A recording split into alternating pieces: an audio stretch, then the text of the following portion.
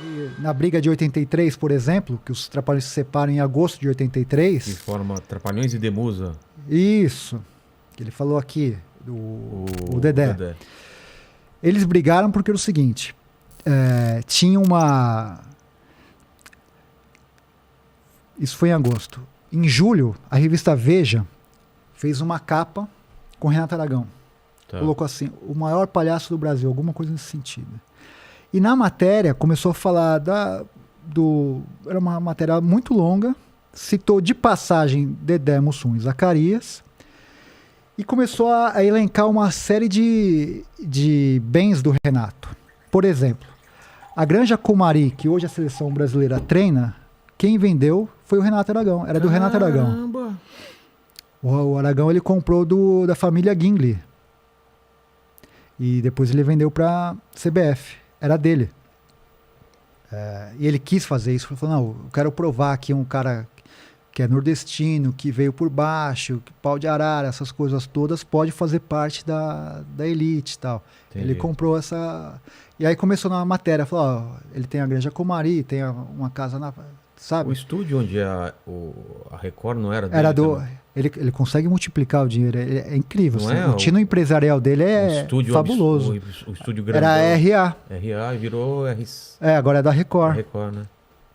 E aí, com essa matéria, que assim, foi o fator determinante dessa separação de 83... Que é um mérito dele, né? Ter ganho total. Muito dinheiro. O que pegou foi que os caras não estavam ganhando tanto dinheiro, é então, isso? Aí o que acontece? Os empresários, amigos do Dedé, Mussum e Zacarias, falaram, olha só, ele tá milionário.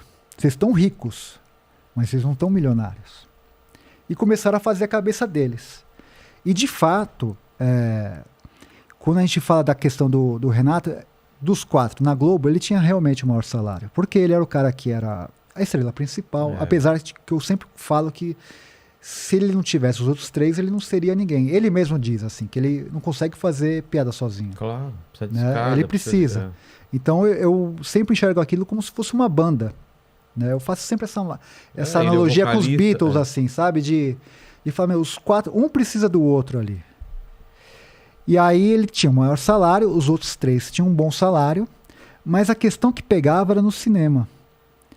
Porque o Renato, ele bancava o filme, ele produzia, ele fazia o argumento, ele fazia tudo praticamente. A produtora era dele? Dele. E os outros três, quando chegavam para fazer o filme, eles chegavam como atores. Eles recebiam um papel e faziam o papel deles lá ali e tal. E ganhavam cachê. E ganhavam cachê. Então era natural que o Renato ganhasse mais. O risco também era maior dele, né? Não tinha nenhum, assim, risco entre aspas, porque assim, a gente sabia que os filmes dos Trapalhões eram sucesso garantido. Mas era o cara que botava o dinheiro, produzia, ia atrás. O trabalho que ele tinha para fazer um filme era muito maior do que os outros três. Certo? Certo. Então era natural que ele ganhasse mais do que os outros três. Então, de 100% vamos usar essa numeração, de 100% do filme, a briga era em relação a isso. Porque o Renato ele ficava com uma porcentagem absurda e os outros três com a porcentagem irrisória. E falou, isso aqui tá bizarro que vocês estão recebendo. E dava muito dinheiro? Era muita diferença. Não, mas dava muito dinheiro? Dava muito dinheiro. Dava muito dinheiro. Se ele investia, sei lá, ele ganhava no mínimo 5 vezes mais, né? Porque os filmes dos Trapalhões eram um sucesso. Né? Ele fazia uma puta produção. Numa época que o cinema brasileiro, ele sustentava o cinema brasileiro.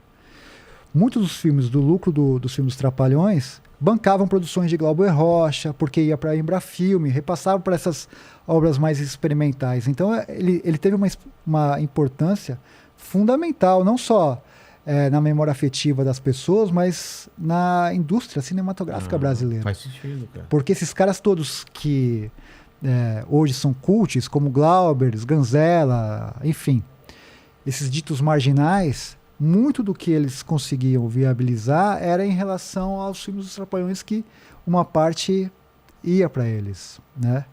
E o Renato nunca foi de usar lei de incentivo, nada, ele fazia com o dinheiro do próprio bolso. né? O que também era uma coisa bem bacana. E os equipamentos que ele tinha era o que tinha de mais moderno. Ele contratava o melhor câmera, o melhor técnico de som. O cara foi para Marrocos, o cara fez tantas externas, tantos filmes legais. Então ele tinha uma produção enorme. E aí teve esse racha por causa dessa porcentagem de dinheiro. Muito influenciada por esses caras que circundavam o Dedé, Mussum e Zacarias. Então eles romperam. Que foi uma coisa que foi o seguinte, que o Renato nesse dia do rompimento, ele foi meio que traído. Ligaram para ele e falaram assim, Renato, vai ter uma coletiva de imprensa no Teatro Fênix. Ele falou, meu, coletiva de imprensa? Eu falei, vai ter lá, aparece lá tal, que vai ter um pronunciamento. Ele chega lá sem saber de nada. Daí senta numa mesa, tem até foto na internet disso. Fica os 4 numa mesa e fala, ó, a gente tá se separando. Ele toma um susto. Caramba. Ele tava para fazer o Trapalhão na Arca de Noé. Tá. Tava, tipo, o roteiro tudo pronto e tal. Falou, pô, vou separar? Separaram. Aí começa uma guerra Então, entre as duas produções. mas ele aceita de boa? Não tinha o que fazer. Os caras romperam com ele, né? Tinha um contrato. Mas e a Globo? A Globo ficou perdida nisso. A Globo não sabia o que fazer, porque também foi pega de surpresa. Na teoria eles continuavam na Globo? Não, eles eram contratados da Globo, mas não tinha mais um programa também. Ah, não tinha mais? Parou de exibir. Por causa disso? Aí a Globo fez um programa chamado A Festa é Nossa, para substituir os Trapalhões. A Gildo Ribeiro era o cara que estrelava e tal. Porque eles gravavam na semana e já exibiam no domingo. Tinha uma barrigazinha, mas era coisa pouca.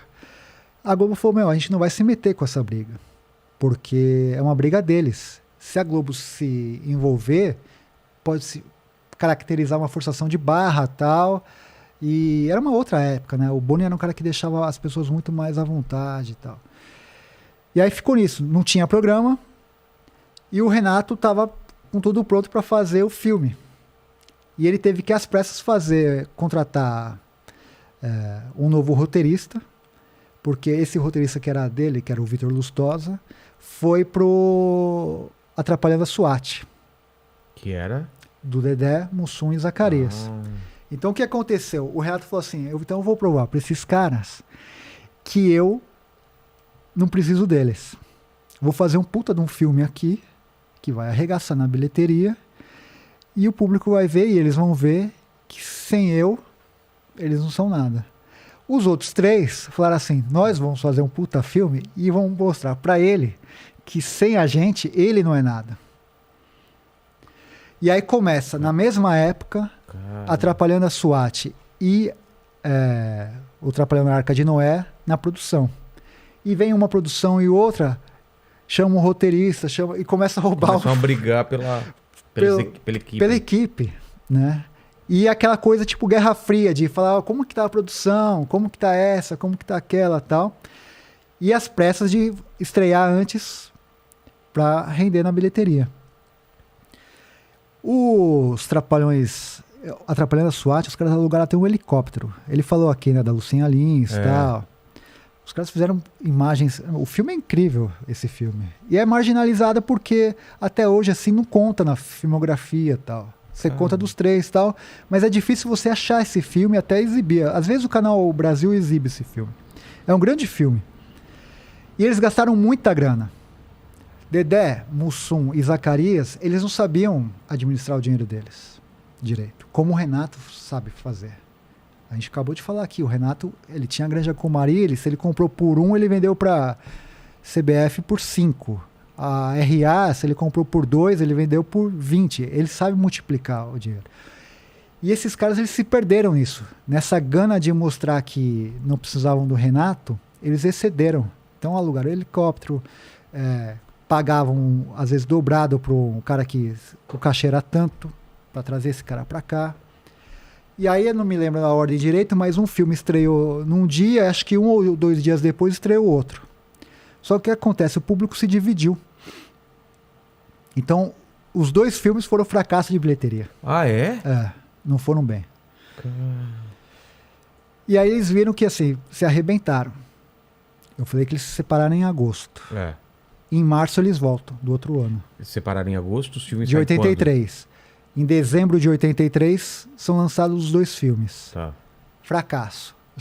Principalmente Dedé, Mussum e Zacarias. Então um prejuízo financeiro Absurdo, enorme. né? Tanto é que, por muitos e muitos anos, eles tiveram que trabalhar para pagar essa As dívida. dívidas. Até porque eles foram passar a perna deles, os contadores, tá? Teve muita gente, por conta dessa questão que eles Inexperiência, né? de não saber administrar, eles perderam muito dinheiro. E aí, em março de 84, eles viram que assim não estava dando certo, o dinheiro começou a cair, não tinha mais show, até tinha, mas assim, a força dos Trapalhões começou a diminuir, e o Beto Carreiro ligou para cada um dos 4, falou assim, ó, vem almoçar comigo tal dia, sem um saber do outro. Ó, vou te esperar aqui nesse restaurante às 8 horas na quarta-feira pra gente conversar. Fez isso com o Didi, fez isso com o Dedé, Mussum e Zacarias. Quando os 4 chegam quase ao mesmo tempo nesse restaurante, um olha pro outro e fala, meu, o que você armou pra gente? Fala, meu, esquece essa briga, não tá dando certo, vocês estão tomando um prejuízo, e não funciona sem os 4, não tem programa, não vai ter filme, não vai ter nada, etc e tal. E aí eles conversam. Falando, o que está acontecendo?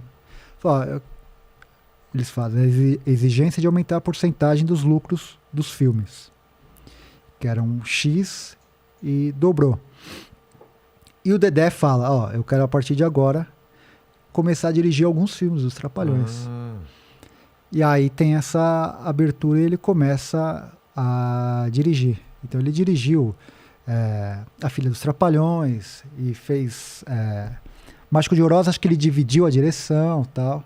Ele começa a ter uma abertura. Mas tem um racha ali, né? E, assim, dessa briga em diante... Quando volta, não volta o igual. relacionamento deles já não era igual, entendeu? Então, desses folclores.